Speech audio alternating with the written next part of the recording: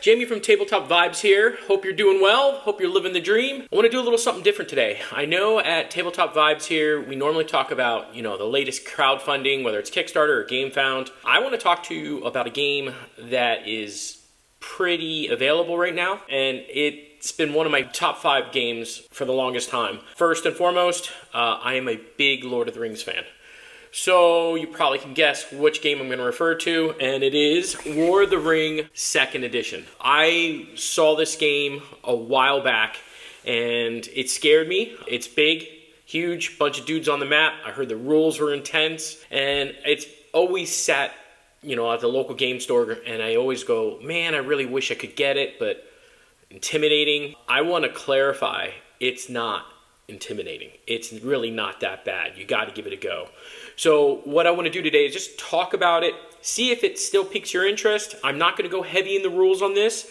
I'm just going to give you some of the basic stuff, and then talk a little about the expansions, and then how this became a massive addiction where, like Gollum wanting the ring, I had to have all the goodies. So, War of the Ring, 2 to 4 players, and truth be told, I've played it at 4. Had an absolute great time. My game group, all Lord of the Rings fans as well. The teach is a little bit lengthy, but once you get the hang of it, it's smooth sailing, it's fun, it's laughing, and there's some crying because, your best laid strategies do fall apart. But anyway, this game, if you've watched the trilogy of Lord of the Rings, there's so many things that happen where what if, and that's what this game brings.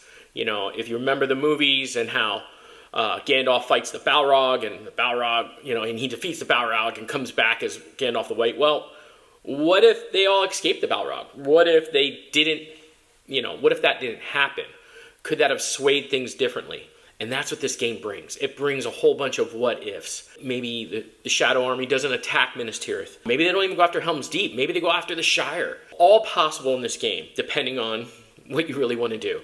So, the game. In the box, you're going to get all the armies that you need for both the free people, which includes the elves, the North, Gondor, all the good guys. And then the box also comes with all the armies for the Shadow, which includes Sauron, and the Elephantines. From there, you'll get dice, a set of blue, a set of red. You'll also get action cards, and you'll get this big map of Middle-earth, and it's huge, and it's big, and it's glorious. A bunch of markers for scoring, and you'll get a bunch of tokens because some of the armies do get big, and instead of moving, up to like 10 miniatures at once, you can put a little token in, and you can move that one token, and that represents 10 guys. All right, so that's what's in the box. The one thing I will note is what comes in the box, perfectly fine, perfectly good. You'll notice there are black lines on the map. Those represent the mountains in Middle-earth, and no armies can cross over that. Now, I had no problem with it. However, spoiler alert, I did jump up and pick up plastic mountains when I bought this game.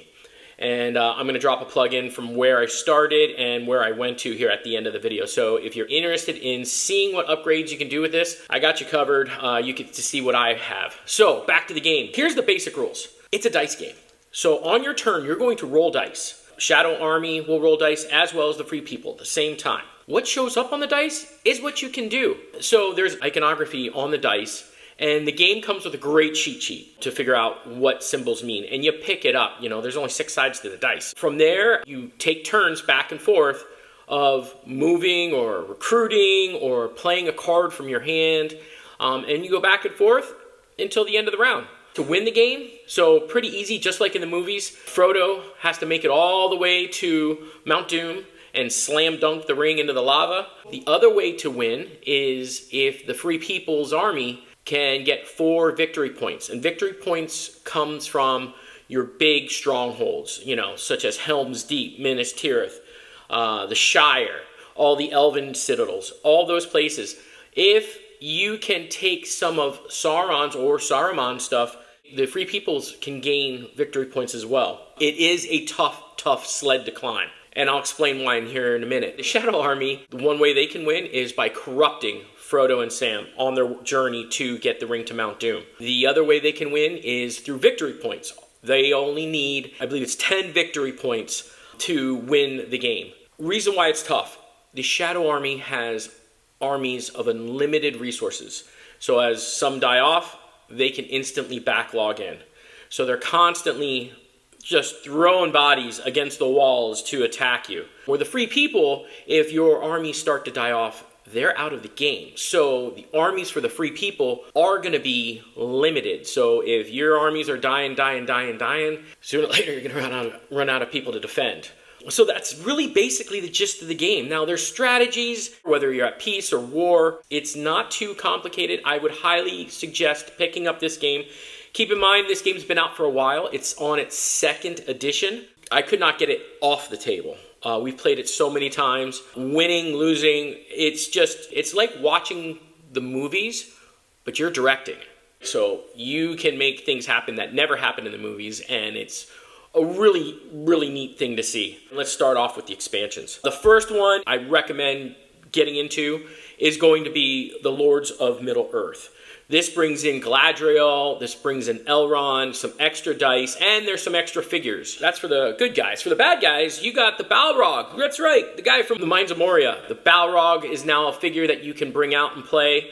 And you also have Gothmog, and there are some other newer updated figures for Gandalf the White, as well as the Witch King. The second expansion that came out is the Warriors of Middle-earth. Now, the Warriors of Middle-earth will have the Eagles, the Ents, yes, the love Treebeard. You'll have the Ghostmen of Dunharrow. For the Shadow side, you will have the Corsairs of Umbar, Hillmen of Dunland, and you'll have the Giant Spiders from Shelob.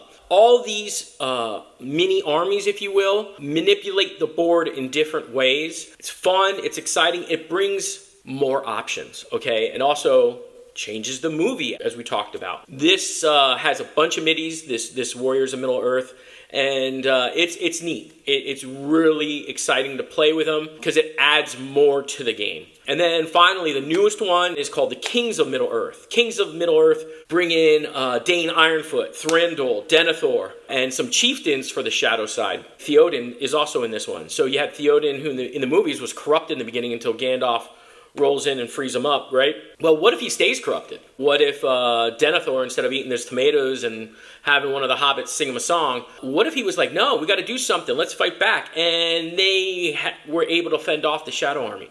Again, a whole bunch of what if, or can we do this, and what can we do with that? So, Kings of Middle-earth, super fun, brings another dynamic, another strategy or venue of things to think about when you're playing the game. And the free people could keep them, strong. The Shadow player is going to try to corrupt them, and it'll make those armies struggle to fend off the Shadow Armies. The other thing I forgot to mention is in the Lords of Middle-earth, they do give you an option to have, instead of the Fellowship starting in Rivendell, what if you just had Frodo and Sam at Rivendell, and all the other, people such as Legolas, Gimli, they all started at their homelands. Having those heroes in their hometowns or homelands, it brings such a dynamic viewpoint of the game and really changes the movie drastically. So, and that's optional play. You don't have to play it that way.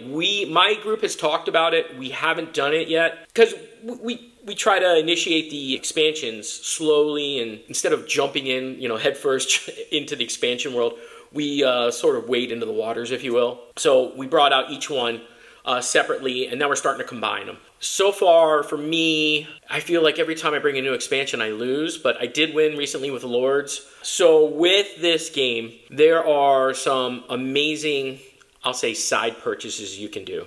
I, again, love this game so much that I wanted to bling it up, if you will. So when I first got the game, the black lines, which represent mountains on the map, those mountains I picked up on Etsy.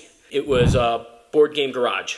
Excellent to work with, very reasonable, turnaround time was great, and I just want to give him a plug just for free. So Board Game Garage, thank you very much. We played this way for a long time with the board and the mountains from there.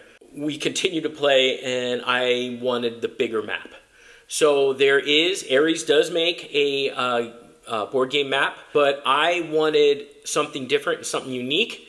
So I went with Roland's mats, and if you see it here on the screen, you can see it's a little more greener. You got the dragon up in the corner, and to me the map looked cooler. Okay, it's just a personal choice, and that was done by Roland's mats. And then to bling it up even more, I found a store on Etsy. It's Evil Toy Maker. Their strongholds and mountains are absolutely unbelievable. Worth every penny. And Milo was absolutely phenomenal to work with. I can't express enough, phenomenal. And when you put it all on the board, the strongholds and their mountains, which has Lake Lycan on them, they've got snow caps on them. You can see Rivendell having the mountains. The Mines of Moria, you can see a little tentacle coming out of the water. Even down to Minas Tirith with the white tree in the very front. The Eye of Sauron sitting on top of the tower. It just pops. You know, there are certain people who are into trains and hobbies with trains, and they leave them up. So, you know, people come in and they see the trains run on the tracks. Well, when I'm not playing a game for a while, which doesn't happen too often, but when there's downtime or my buddies are on vacation or they're away, I put up this map with all my strongholds and mountains, and I just have it for show, just because I think it looks amazing. So it's sort of my train set, if you will. But yeah, that was Evil Toymaker on Etsy. Just wanted to give Milo and his team a big shout out. Their work is amazing, so definitely check them out. I absolutely love this game, and there's nothing else to say. Don't be scared by the rules. There are plenty of playthrough videos, by the way. There's some really, really good ones out there. But really, in all down a serious side note, it's about dice and what you can do. You can't do all your actions. That would be overwhelming. But what the dice show is what you can do. So don't be too intimidated by it. Give it a go. It's a fantastic game, especially if you're, you know, Tolkien or a Lord of the Rings fan. Amazing stuff. So thanks for watching. Hope you liked the video. I'll catch you on the next one.